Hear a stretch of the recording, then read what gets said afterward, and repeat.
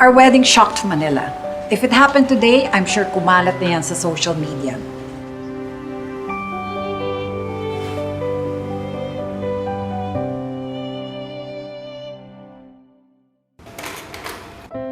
The first time he saw me was when I was presented as the brand model for his company. At that moment, I think he fell in love with me. It was the 80s. I was in my early 20s with a rising career as model and actress, and Cesar was in his 40s, already highly accomplished. So we were eventually introduced. I found him to be very warm, respectful, gracious, a true gentleman of the old school. Ay, tawag ko sa kanya, Mr. Concio. We became friends, so I wasn't really surprised when he invited me to join him and his friends to tour Europe after the screening of my film Kiss of Mata, the Cannes Film Festival.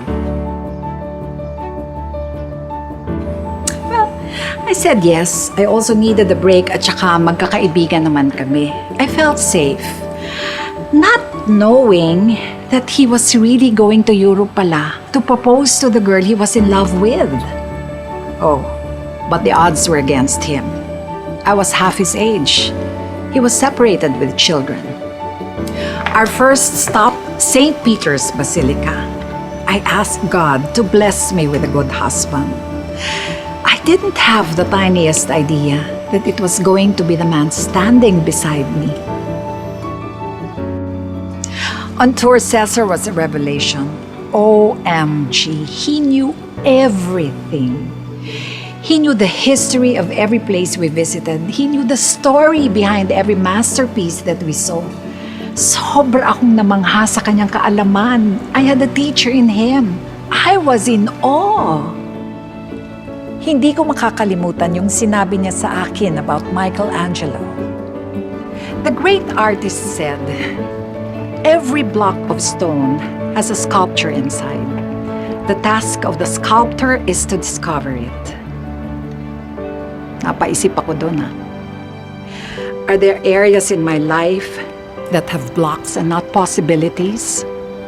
I was grateful to discover the good person that is behind that shiny block in the person that I know as Mr. Concio.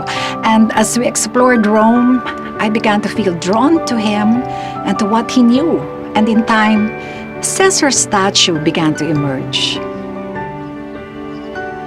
We got to know each other better on the long train ride to Paris. And I must have been too naive to think that he was attracted to me. Hindi naman siya nanliligaw. Hindi naman ako presumido. Gosh, he hasn't even said anything remotely romantic. Until our first dinner. He has been separated, so I asked him if he was thinking of marrying again. And he said, yes. In fact, I was thinking of marrying you. What? Back in Manila, we went on to our separate lives. He kept away. I thought that was it. But I began to miss him. I discovered in him deep, profound goodness. I was drawn to his inner being. I felt whole. I felt complete. I was falling in love with him. The statue of Cesar had emerged. After 4 weeks, Cesar finally broke his silence and invited to lunch, and we felt good to be together again. Next time we met for dinner, and he simply asked, "So when do you want to get married?" I answered, "Autumn would be a good time."